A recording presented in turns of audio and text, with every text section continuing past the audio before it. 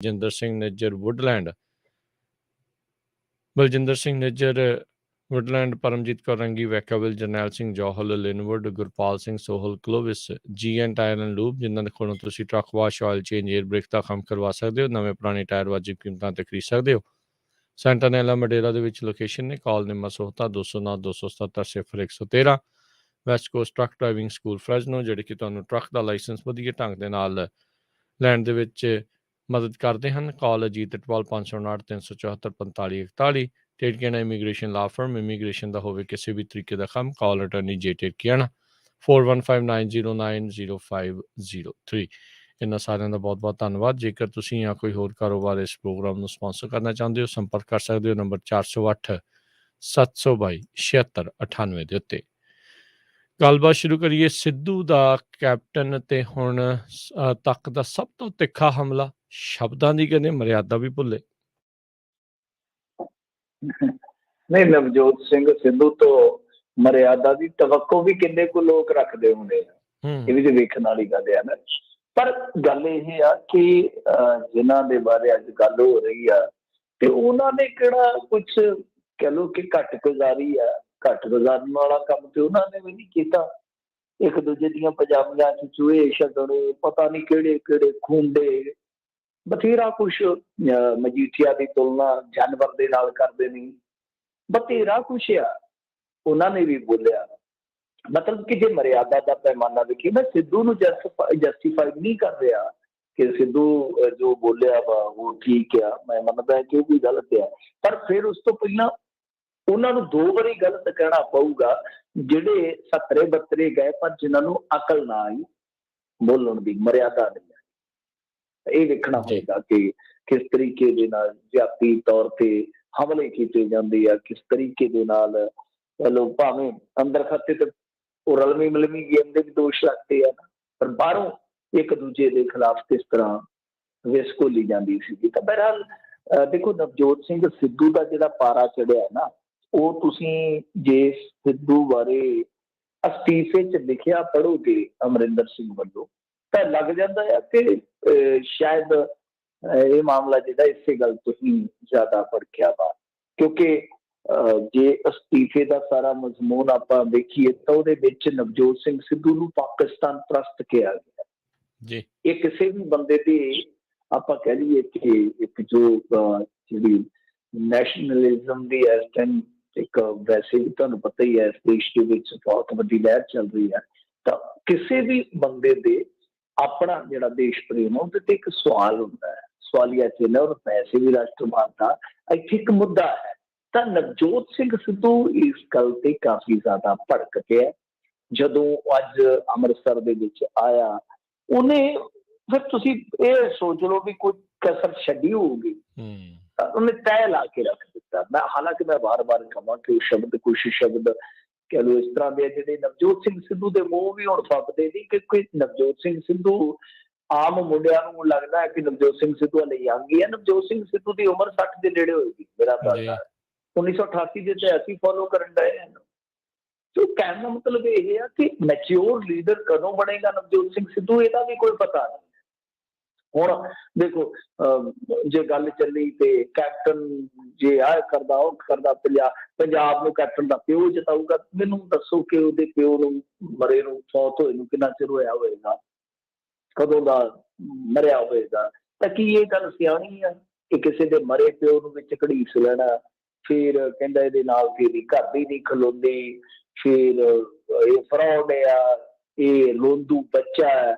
ਮਤਲਬ ਕਿ ਜਿੱਦਾਂ ਵੱਡੀ ਉਮਰ ਦੇ ਬਾਬੇ ਜਿਹੜੇ ਆ ਕਹਿੰਦਾ ਚਵਾਕਾਂ ਵਰਗੇ ਹੋ ਜਾਂਦੇ ਆ, ਇਹ ਇਸ ਟਾਈਮ ਰੋਂਦੂ ਬੱਚੇ ਵਰਗਾ ਬਣ ਗਿਆ, ਮਤਲਬ ਕਿ ਰੋਂਦੂ ਬੱਚਾ ਬਣ ਗਿਆ। ਇਹ ਚੱਲਿਆ ਕਾਰਤੂਸ ਆ, ਇਹਦੇ ਨਾਲ ਇੱਕ ਕਾਉਂਸਲਰ ਤੱਕ ਨਹੀਂ ਖਲੋਤਾ, ਤੇ ਮੈਂ ਚੱਲੇ ਹੋਏ ਕਾਰਤੂਸਾਂ ਦੀ ਗੱਲ ਹੀ ਨਹੀਂ ਕਰਦਾ। ਇਹੋ ਜਿਹੇ ਸ਼ਬਦ ਇਸਤੇਮਾਲ ਕੀਤੇ ਨੇ, ਮਤਲਬ ਕਿ ਨਿੱਜੀ ਤੌਰ ਤੇ ਜਿੱਦਾਂ ਕਹਿ ਲਈਏ ਕਾਫੀ ਜ਼ਿਆਦਾ ਤੂੰ ਤੜਕ ਤੇ ਉਤਰਿਆ ਨਵਜੋਤ ਸਿੰਘ ਸਿੱਧੂ। ਤਾਂ ਬਹਰਹਾਲ ਮੈਂ ਜਿੰਨਾ ਕੁ ਸਮਝਿਆ ਕਿ ਨਵਜੋਤ ਸਿੰਘ ਸਿੱਧੂ ਦਾ ਜਿਹੜਾ ਪਾਰਾ ਚੜਿਆ ਸੀ, ਹਾਲਾਂਕਿ ਨਵਜੋਤ ਸਿੰਘ ਸਿੱਧੂ ਇਸ ਤਰ੍ਹਾਂ ਹੀ ਕਰਦਾ ਹੈ। ਤੁਹਾਨੂੰ ਯਾਦ ਹੋਣਾ ਨਵਜੋਤ ਸਿੰਘ ਸਿੱਧੂ ਦਾ ਇਹ ਇਸ ਤਰ੍ਹਾਂ ਦਾ ਗੁੱਸਾ ਜਿਹੜਾ ਉਹਨਾਂ ਲੋਕਾਂ ਤੇ ਫੁੱਟਿਆ ਜਿਹਨਾਂ ਲੋਕਾਂ ਨੂੰ ਉਹ ਆਪਣੇ ਪਿਓ ਆਸਮਾਨ ਵੀ ਕਹਿੰਦਾ ਹੁੰਦਾ ਸੀਗਾ। ਤੁਹਾਨੂੰ ਯਾਦ ਹੋਣਾ ਪ੍ਰਕਾਸ਼ ਸਿੰਘ ਬਾਦਲ ਬਾਰੇ ਵੀ ਇਹੋ ਗੱਲ ਕਹੀ, ਮਜੀਠੀਆ ਬਾਰੇ ਵੀ ਕਿ ਮੇਰਾ ਵੀਰ ਹੈ, ਛੋਟਾ ਵੀਰ ਆ। ਇਹ ਜੇ ਤੁਸੀਂ ਵੇਖੋਗੇ ਤੇ ਜਿੱਥੇ ਜਿੱਥੇ ਵੀ ਗਿਆ ਨਵਜੋਤ ਸਿੰਘ ਸਿੱਧੂ ਭਾਜਪਾ ਦੇ ਵਿੱਚ, ਭਾਜਪਾ ਮੇਰਾ ਸਾਰਾ ਕੁਛ ਆ, ਬਾਅਦ ਦੇ ਵਿੱਚ ਉਸੇ ਹੀ ਆਪਣੇ ਸਿਆਸੀ ਗੁਰੂ ਨੂੰ ਇਹਨੇ ਅੰਮ੍ਰਿਤਸਰ ਦੇ ਵਿੱਚ ਹਰਵਾਇਆ, ਬਹਿ ਗਿਆ ਸੀ ਘਰੇ ਘੁਸ ਕੇ। ਫਿਰ ਇਹ ਬੜਾ ਲੰਮਾ ਚੌੜਾ ਇਹਦਾ ਹੈ। ਤੁਸੀਂ ਦੇਖਿਆ ਹੋਣਾ ਰਾਧੇ ਮਾਂ ਕੋਲ ਗਿਆ ਤੇ ਉੱਥੇ ਉਹਦੀ ਉਪਮਾ ਕਰਨ ਲੱਗ ਪਿਆ ਜੀ। ਉਹ ਆਸਾਰਾਮ ਦੇ ਦਰਬਾਰ 'ਚ ਗਿਆ ਤੇ ਉਹਦੀ ਉਪਮਾ। ਜੇ ਇੱਧਰ ਆ ਗਿਆ ਕਮੈਂਟਰੀ ਦੇ ਵਿੱਚ ਤੇ ਰਾਮ ਰਹੀਮ ਨੂੰ ਵੇਖ ਕੇ ਤੇ ਉੱਥੇ ਚੌੜਾ ਹੋ ਗਿਆ। ਇਹ ਪਤਾ ਨਹੀਂ ਕਿਹੋ ਜਿਹੀਆਂ ਗੱਲਾਂ, ਦੇਖ ਕਿਹੋ ਜਿਹੀਆਂ ਗੱਲਾਂ। ਤੇ ਬਾਅਦ ਦੇ ਵਿੱਚ ਫਿਰ ਜਦੋਂ ਹਾਲਾਤ ਬਦਲ ਜਾਂਦੇ, ਕਾਂਗਰਸ ਨੂੰ ਮੁੰਨੀ ਕਹਿਣਾ, ਮਨਮੋਹਨ ਸਿੰਘ ਨੂੰ ਮੌਮ ਕਹਿਣਾ, ਬਾਅਦ ਦੇ ਵਿੱਚ ਉਹਨਾਂ ਨੂੰ ਸਲਾਉਣਾ। ਸੋ ਇਹ ਨਵਜੋਤ ਸਿੰਘ ਸਿੱਧੂ ਦਾ ਰਿਹਾ ਕੰਮ ਕਿ ਜਿਨ੍ਹਾਂ ਦੇ ਨਾਲ ਪਹਿਲਾਂ ਗੁੱਸੇ ਰਾਜੀ ਰਿਹਾ ਹੋਵੇ, ਕਈ ਵਾਰ ਉਹਨਾਂ ਦੇ ਨਾਲ ਖੜ ਜਾਂਦਾ, ਕਈ ਵਾਰ ਜਿਨ੍ਹਾਂ ਦੇ ਨਾਲ ਖਲੋਤਾ ਫਿਰ ਬਾਅਦ ਦੇ ਵਿੱਚ ਉਹਨਾਂ ਨਾਲ ਗੁੱਸੇ ਹੋ ਕੇ ਉਹਨਾਂ ਨੂੰ ਵੀ ਇਸੇ ਤਰ੍ਹਾਂ ਨਾਲ ਹੀ ਸੰਬੋਧਨ ਕਰਦਾ ਆ। ਤਾਂ ਹੁਣ ਅਮਰਿੰਦਰ ਸਿੰਘ ਵੀ ਤਾਂ ਉਹੀ ਹੈ ਨਾ ਜਿਹਨੂੰ ਕਿਹਾ ਸੀ ਮੇਰੇ ਬਾਪ ਵਰਗੇ ਆ, ਮੇਰੇ ਪਿਓ ਵਰਗੇ ਆ। ਤਾਂ ਖੈਰ ਜੋ ਵੀ ਹੈ, ਪੰਜਾਬੀ ਰਾਜਨੀਤੀ ਦੇ ਵਿੱਚ ਇਹ ਪੱਖ ਜਿਹੜਾ ਉਹ ਸਮਝਣਾ ਵੀ ਪਏਗਾ, ਸੋਚਣਾ ਵੀ ਪਏਗਾ। ਔਰ ਇਹ ਹੈ ਵੀ ਮਾੜਾ ਮੇਰੇ ਖਿਆਲ ਦੇ ਨਾਲ ਕਿ ਜਦੋਂ ਸੁਖਬੀਰ ਸਿੰਘ ਬਾਦਲ ਨੂੰ ਭਗਵੰਤ ਮਾਨ ਮੰਦ ਬੁੱਧੀ ਕਹਿੰਦਾ ਹੈ, ਮੰਦ ਬੁੱਧੀ ਇਹ ਸ਼ਬਦ ਆਪਾਂ ਕਿਸ ਵਾਸਤੇ ਇਸਤੇਮਾਲ ਕਰਦੇ ਹਾਂ, ਉਦੋਂ ਕੁਝ ਸਾਡੇ ਲੋਕ ਚਟਖਾਰੇ ਲੈਂਦੇ ਨੇ।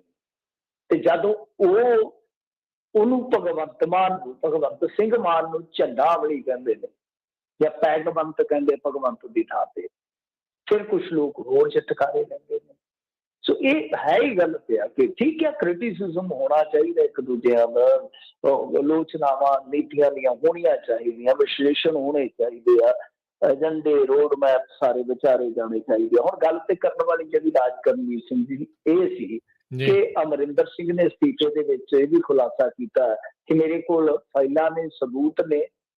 ਹਾਲਾਂਕਿ ਸਵਾਲ ਉਹਦੇ ਤੇ ਸਭ ਤੋਂ ਪਹਿਲਾਂ ਹੁੰਦੇ ਆ ਕਿ ਸਾਡੇ ਬੰਦੇ ਜਿਹੜੇ ਆ, ਸਰਕਾਰ ਦੇ ਬੰਦੇ ਮਤਲਬ ਕਿ ਮੰਤਰੀ ਸੰਤਰੀ ਜਿਹੜੇ ਸੀਗੇ, ਉਹ ਮਾਫੀਆ ਨਾਲ ਫਲੇ ਹੋਏ ਸੀਗੇ ਜਾਂ ਮਾਫੀਆ ਦਾ ਰੂਪ ਸੀਗੇ।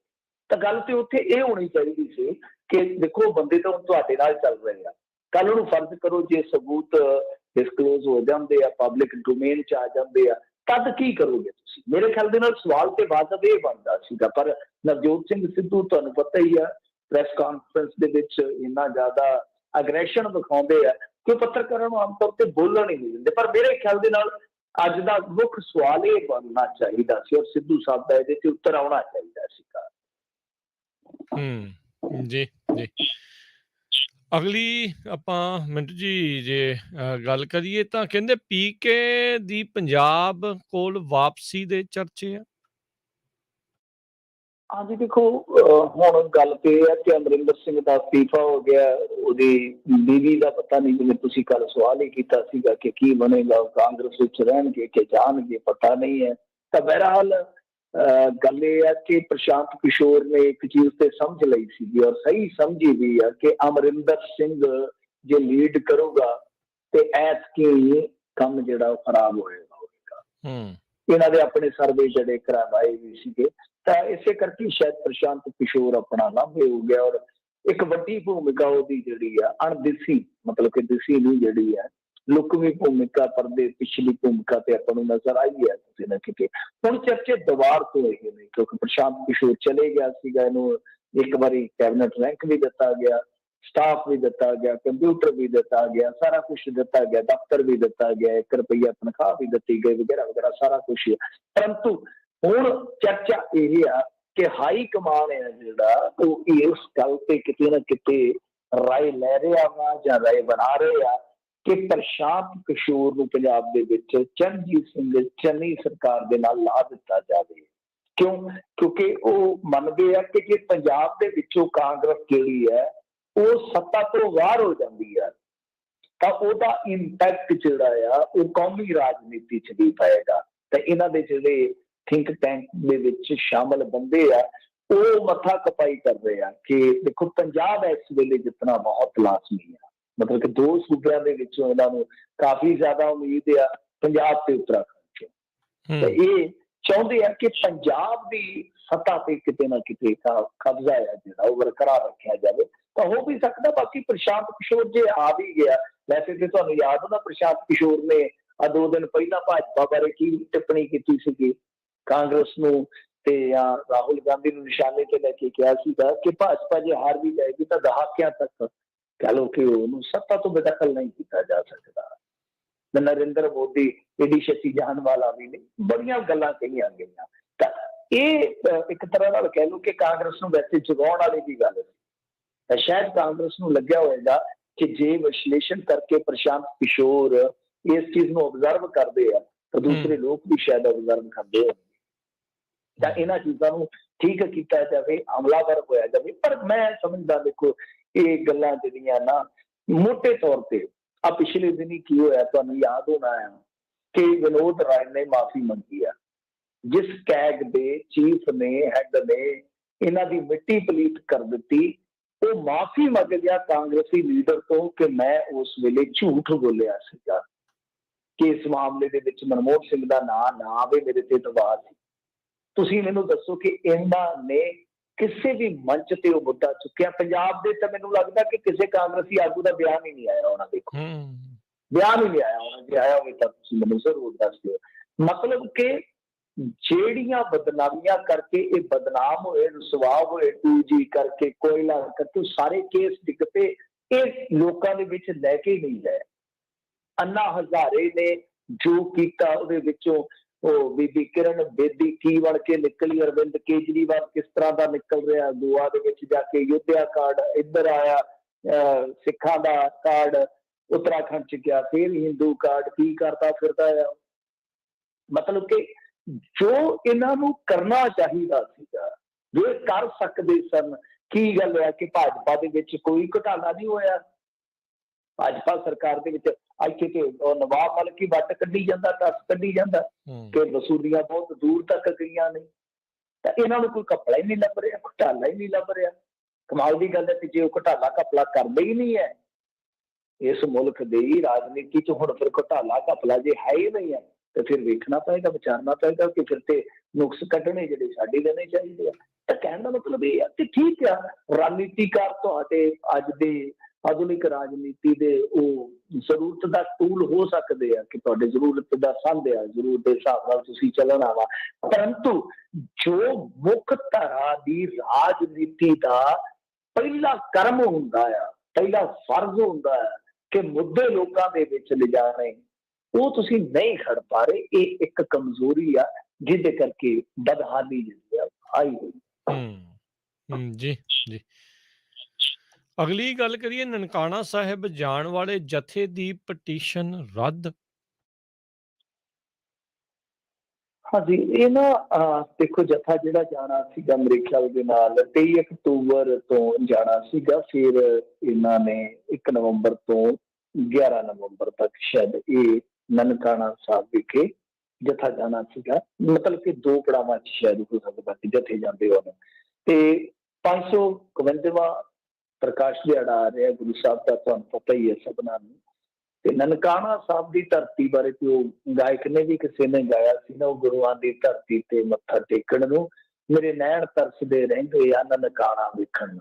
ਤਾਂ ਨਨਕਾਣਾ ਸਾਡੇ ਵਾਸਤੇ ਜਾਂ ਗੁਰੂ ਨਾਨਕ ਸਾਹਿਬ ਦੇ ਪੈਰੋਕਾਰਾਂ ਵਾਸਤੇ ਬਹੁਤ ਮੁਕੱਦਸ ਪਾਕ ਜਗ੍ਹਾ ਹੈ। ਤੇ ਇੱਧਰੋਂ ਇੰਡੀਆ ਚੋਂ ਜੱਥੇ ਜਾਂਦੇ ਹੀ ਆਪਾਂ ਦੇਖਦੇ ਹਾਂ, ਰੂਟੀਨ ਦੇ ਵਿੱਚ ਹੀ ਜਾਂਦੇ ਸਨ। ਹੁਣ ਇੱਕ ਪਾਸੇ ਤੇ ਦੁਬਈ ਦੇ ਵਿੱਚ ਮੈਚ ਖੇਲੇ ਜਾ ਰਹੇ ਆ, ਵਰਲਡ ਕੱਪ ਦੇ ਵਿੱਚ ਭਾਰਤ ਪਾਕਿਸਤਾਨ ਦਾ ਵੀ ਮੈਚ ਹੋਇਆ। ਦੂਜੇ ਪਾਸੇ ਟ੍ਰੇਡ ਦੀਆਂ ਗੱਲਾਂ ਵੀ ਚੱਲ ਰਹੀਆਂ ਨੇ। ਇੱਕ ਇਹ ਵੀ ਚਰਚਾ ਚੱਲੀ ਸੀ ਕਿ ਤੁਹਾਨੂੰ ਯਾਦ ਹੋਣਾ ਕਿ ਪਰਦੇ ਦੇ ਪਿੱਛੇ ਤਾਲਿਬਾਨੀਆਂ ਦੇ ਨਾਲ ਜਾ ਕੇ ਇਹਨਾਂ ਨੇ ਕਤਰ ਦੇ ਵਿੱਚ ਗੱਲਬਾਤ ਕੀਤੀ ਆ। ਆਹ ਸਾਰਾ ਕੁਛ ਹੋਣ ਦੇ ਬਾਵਜੂਦ ਜਥਿਆਂ ਤੇ ਰੋਕ ਲਾਈ ਜਾ ਰਹੀ ਆ, ਜਿਹਦੇ ਨਾਲ ਮੇਰੇ ਖਿਆਲ ਦੇ ਨਾਲ ਕੁੜੱਤਣ ਘੱਟ ਕੀਤੀ ਜਾ ਸਕਦੀ ਆ, ਜਿਹਦੇ ਨਾਲ ਨਫ਼ਰਤ ਘੱਟ ਕੀਤੀ ਜਾ ਸਕਦੀ ਆ। ਮੈਂ ਤਾਂ ਕਹਿੰਦਾ ਕਿ ਉੱਧਰ ਜਿਹੜੇ ਹਿੰਦੂ ਵਸਦੇ ਆ ਉਹਨਾਂ ਵਾਸਤੇ ਵੀ ਇੱਧਰ ਜੋ ਮੰਦਿਰ ਨੇ, ਮੁਕੱਦਸ ਨੇ, ਪਾਕ ਧਾਰਮਿਕ ਸਥਾਨ ਨੇ, ਉਹਨਾਂ ਦੀ ਨਜ਼ਰ ਦੇ ਵਿੱਚ ਬਹੁਤ ਜ਼ਿਆਦਾ ਉਹਨਾਂ ਦੀ ਆਸਥਾ ਜੁੜੀ ਹੋਈ ਆ, ਉਹਨਾਂ ਨੂੰ ਵੀ ਦਰਸ਼ਨ ਮੇਲੇ ਕਰਾਉਣੇ ਚਾਹੀਦੇ। ਹੋਣੇ ਚਾਹੀਦੇ ਆ, ਉਹਦੇ ਨਾਲ ਰਿਸ਼ਤੇ ਜਿਹੜੇ ਡਿੱਗੇ ਹੋਣ।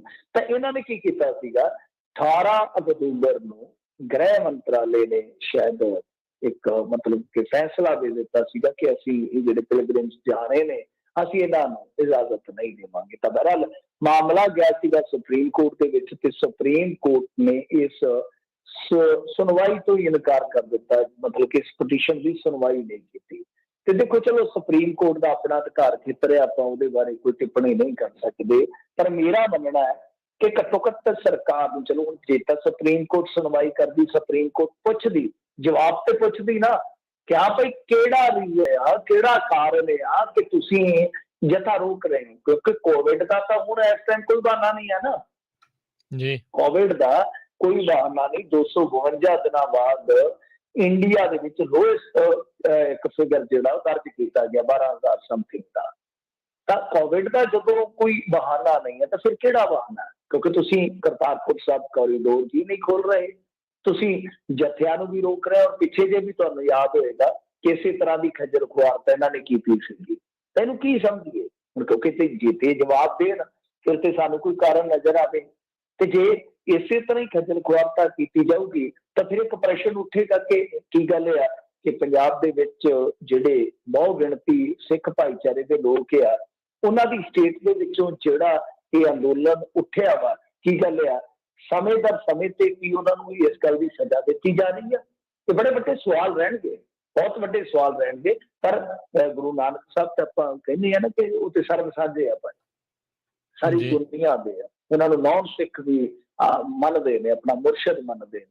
ਇਹ ਚੀਜ਼ ਆ ਕਿ ਇਹਨਾਂ ਨੂੰ ਸੋਚਣਾ ਪਏਗਾ, ਵਿਚਾਰਨਾ ਪਏਗਾ ਕਿ ਭਾਈ ਕਿਸ ਦਿਸ਼ਾ ਵੱਲ ਵੱਧ ਰਹੇ ਆ। ਕਿਉਂਕਿ ਕੋਵਿਡ ਦਾ ਜੇ ਕੋਈ ਕਵੇ ਤਾਂ ਮੇਰੇ ਖਿਆਲ ਦੇ ਨਾਲ ਕੋਵਿਡ ਦਾ ਤੇ ਹੁਣ ਕਿਤੇ ਵੀ ਮੈਨੂੰ ਨਹੀਂ ਲੱਗਦਾ ਕਿ ਕੁਝ ਦੇਸ਼ਾਂ ਨੂੰ ਛੱਡ ਕੇ ਕਿਤੇ ਵੀ ਕੋਈ ਇਹੋ ਜਿਹਾ ਕੋਈ ਡਰ ਭੈ ਜਿਹੜਾ ਨਜ਼ਰ ਆਉਂਦਾ ਹੋਵੇ।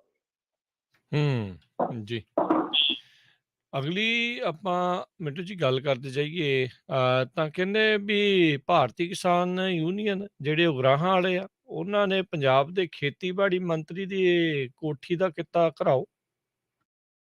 ਹਾਂਜੀ, ਇਹ ਜਿਹੜੇ ਖੇਤੀ ਮੰਤਰੀ ਹੈ, ਵੈਸੇ ਅਮਰਿੰਦਰ ਸਿੰਘ ਨੇ ਤੇ ਖੇਤੀਬਾੜੀ ਮੰਤਰਾਲਾ ਵੀ ਆਪਣੇ ਕੋਲ ਰੱਖਿਆ ਸੀਗਾ ਨਾ, ਕੋਈ ਐਕਸਟਰਾ ਕੋਈ ਖੇਤੀਬਾੜੀ ਮੰਤਰੀ ਲਾਇਆ।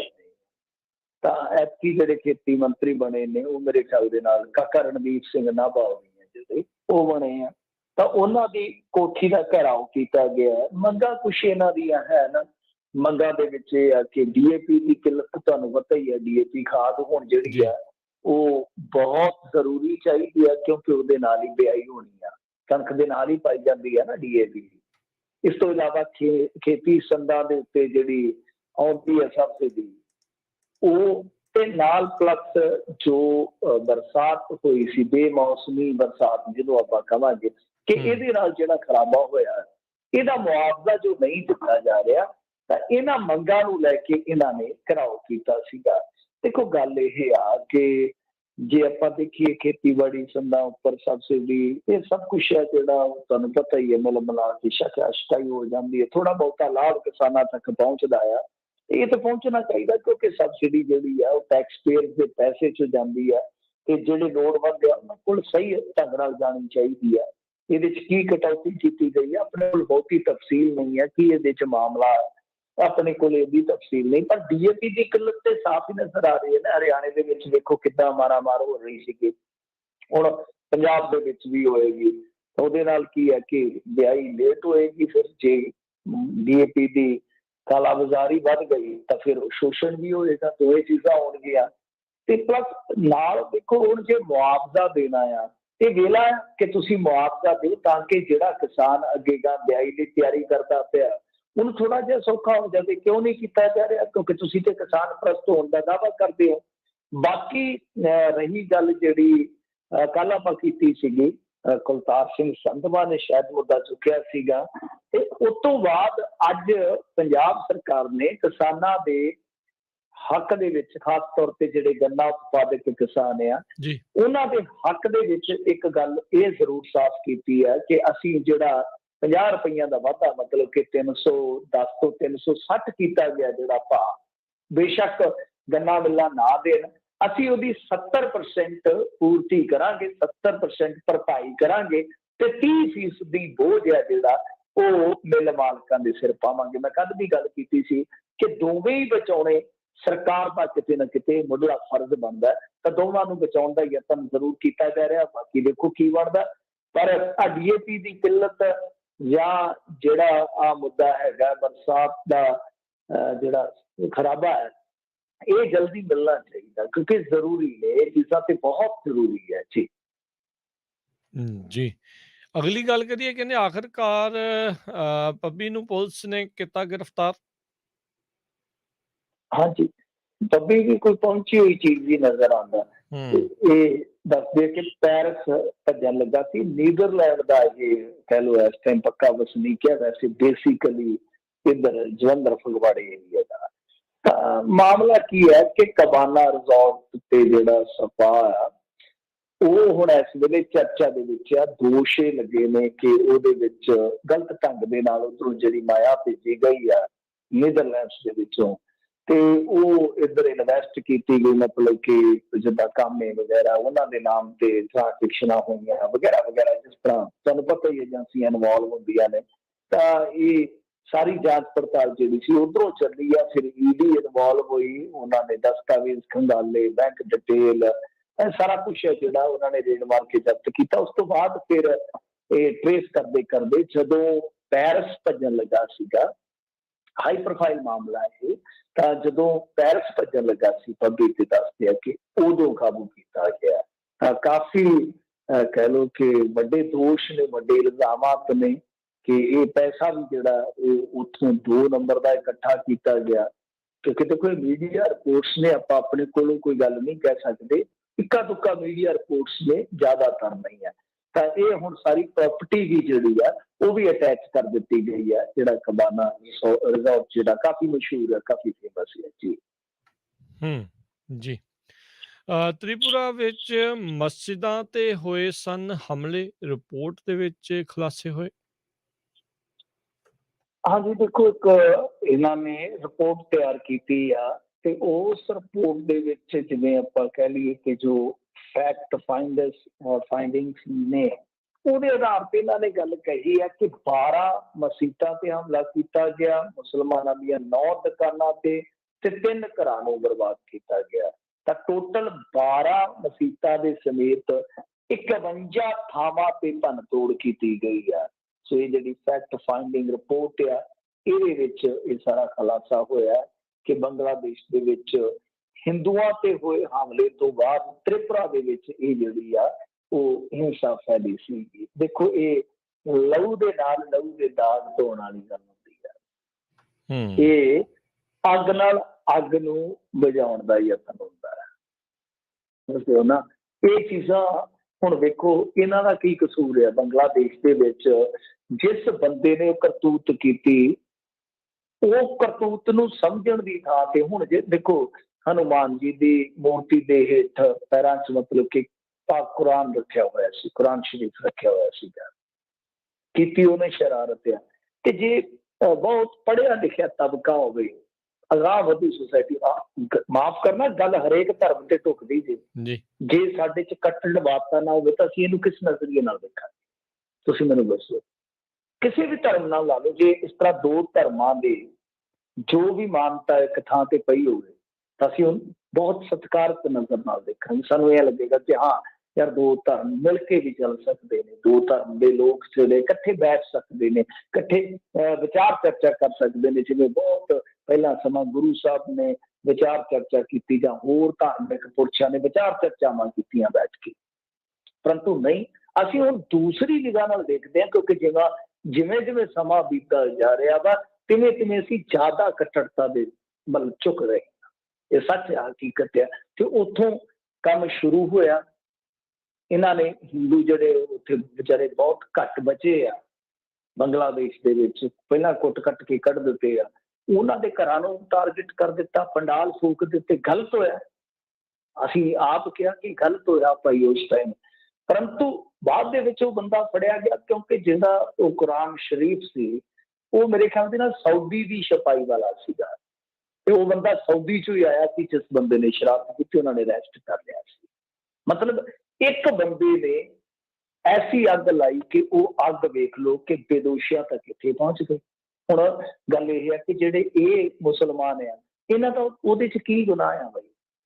ਆਹੀ ਰੌਲਾ ਆ ਕਿ ਇਹੀ ਕੱਟੜਤਾ ਕਿ ਜੇ ਕਿਸੇ ਨੇ ਕਿਸੇ ਧਰਮ ਦੇ ਇੱਕ ਬੰਦੇ ਨੇ ਕੋਈ ਗਲਤ ਕੰਮ ਕਰ ਦਿੱਤਾ, ਕੋਈ ਉਹਨੇ ਸ਼ਰਾਰਤ ਕਰ ਦਿੱਤੀ ਆ, ਕੋਈ ਜ਼ੁਰਮ ਕਰ ਦਿੱਤਾ, ਤਾਂ ਉਹਦੇ ਨਾਲ ਉਹਦੇ ਜੁੜੇ ਸਾਰੇ ਮਜ਼ਹਬ ਦੇ ਲੋਕ ਜਰਾਇਮ ਪੇਸ਼ਾ ਕਿੱਦਾਂ ਹੋ ਗਏ, ਜਹਾਦੀ ਕਿੱਦਾਂ ਹੋ ਗਏ, ਗੁਨੇਗਾਰ ਕਿੱਦਾਂ ਹੋ ਗਏ, ਸਮਝ ਨਹੀਂ ਆਉਂਦੀ, ਸਮਝ ਨਹੀਂ ਆਉਂਦੀ।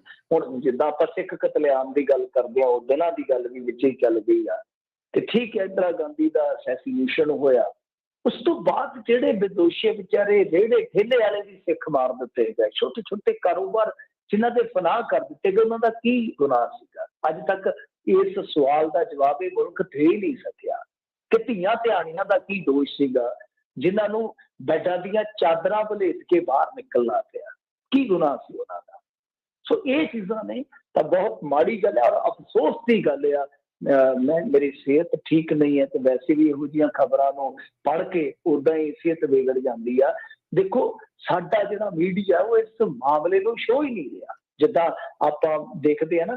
ਉਸ ਟਾਈਮ ਵੀ ਜੇ ਤੁਸੀਂ ਦੇਖੋਗੇ, ਚਲੋ ਸਿੱਖ ਕਤਲੇਆਮ ਅੱਜ ਦੇ ਦਿਨ ਰੁਕ ਗਿਆ ਸੀਗਾ, ਕਹਿੰਦੇ ਕਿ ਸਵੇਰੇ ਆਰਮੀ ਆ ਗਈ 3 ਤਰੀਕ ਨੂੰ, ਪਰੰਤੂ ਜੇ ਤੁਸੀਂ ਦੇਖੋਗੇ ਉਦੋਂ ਵੀ ਆਹੀ ਚੀਜ਼ਾਂ ਚੱਲਦੀਆਂ ਸਨ। ਇੱਕ ਮਜ਼ਹਬ ਨੂੰ, ਇੱਕ ਧਰਮ ਨੂੰ ਖਲਨਾਇਕ ਬਣਾਇਆ ਗਿਆ, ਉਹਨਾਂ ਦੇ ਲੋਕਾਂ ਨੂੰ ਇਸ ਤਰ੍ਹਾਂ ਬਣਾਇਆ ਗਿਆ ਕਿ ਫਸਾਦੀ ਨੇ, ਇਸ ਦੇਸ਼ ਨੂੰ ਤੋੜਨਾ ਚਾਹੁੰਦੇ ਨੇ, ਨਫ਼ਰਤ ਭਰੇ ਗਏ ਲੋਕਾਂ ਦੇ ਵਿੱਚ। ਚਲੋ ਅਸੈਸੀਨੇਟ ਹੋਈ ਇੰਦਰਾ, ਉਸ ਤੋਂ ਬਾਅਦ ਜੋ ਤਾਂਡਵ ਹੋਇਆ ਉਹਦਾ ਪੱਖ ਇੱਕ ਇਹ ਵੀ ਆ ਕਿ ਮੀਡੀਆ ਬਹੁਤ ਵੱਡਾ, ਕਿਉਂਕਿ ਮੀਡੀਆ ਦਾ ਜਿੰਨਾ ਕੋਈ ਹਿੱਸਾ ਸੀ, ਬਹੁਤ ਵੱਡਾ ਮੀਡੀਆ ਦਾ ਹਿੱਸਾ ਜਾਂ ਤੇ ਇਹਨਾਂ ਚੀਜ਼ਾਂ ਨੂੰ ਜਸਟੀਫਾਈਡ ਕਰਨ ਚ ਲੱਗ ਗਿਆ ਜਾਂ ਇਹਨਾਂ ਨੂੰ ਮਤਲਬ ਕਿ ਢੱਕਣ ਦੇ ਵਿੱਚ ਲੱਗ ਗਿਆ ਜਾਂ ਇਹਨਾਂ ਦੀ ਹੈਲਪ ਕਰਨ ਦੇ ਵਿੱਚ ਲੱਗ ਗਿਆ। ਦੂਰਦਰਸ਼ਨ ਤੇ ਜਿਹੜਾ ਖੂਨ ਕੇ ਬਦਲੇ ਖੂਨ ਦਾ ਨਾਰਾ ਸੀ ਉਹ 18 ਸੈਕਿੰਡ ਚ 37 ਵਾਰੀ ਕਾਸਟ ਹੋਇਆ ਸੀਗਾ, ਟੈਲੀਕਾਸਟ ਹੋਇਆ ਸੀਗਾ ਜੀ, ਤੇ ਤੱਥ ਬੋਲਦੇ ਨੇ। ਤਾਂ ਉਹ ਅੱਜ ਵੀ ਦੇਖੋ ਕੀ ਬਦਲ ਰਿਹਾ, ਕੁਛ ਵੀ ਨਹੀਂ ਬਦਲ ਰਿਹਾ। ਸਿਰਫ ਸਿੱਖਾਂ ਦੀ ਥਾਂ ਤੇ ਆ ਗਏ ਮੁਸਲਮਾਨ, ਅੱਜ ਦੀ ਤਾਰੀਖ ਚ ਉਹ ਖਲਨਾਇਕ ਬਣਾ ਕੇ ਪੇਸ਼ ਕੀਤੇ ਜਾ ਰਹੇ ਨੇ। ਅੱਜ ਦਿੱਲੀ ਦੀ ਥਾਂ ਤੇ ਤ੍ਰਿਪੁਰਾ ਹੈ, ਤ੍ਰਿਪੁਰਾ ਦੀ ਥਾਂ ਤੇ ਕੱਲ ਨੂੰ ਕੋਈ ਹੋਰ ਆ ਜਾਏਗਾ, ਕੱਲ ਨੂੰ ਕਿਸੇ ਹੋਰ ਘੱਟ ਗਿਣਤੀ ਜਾਂ ਕਿਸੇ ਹੋਰ ਮਜ਼ਹਬ ਨੂੰ ਨਿਸ਼ਾਨਾ ਬਣਾਇਆ ਜਾਊਗਾ। ਸੋ ਕੱਟੜਤਾ ਜਿਹੜੀ ਹੈ ਨਾ ਦੁਸ਼ਮਣ ਹੈ ਸ਼ਾਂਤੀ ਦੀ ਦੁਸ਼ਮਣ। ਜੀ ਜੀ ਜੀ ਬਿਲਕੁਲ। ਤੇ ਮਿੰਟੂ ਜੀ ਸ਼ੁਕਰੀਆ, ਮਿਹਰਬਾਨੀ, ਤੇ ਮਿਲਦੇ ਹਾਂ ਜੀ ਅਗਲੀ ਵਾਰ। ਸਤਿ ਸ਼੍ਰੀ ਅਕਾਲ ਜੀ।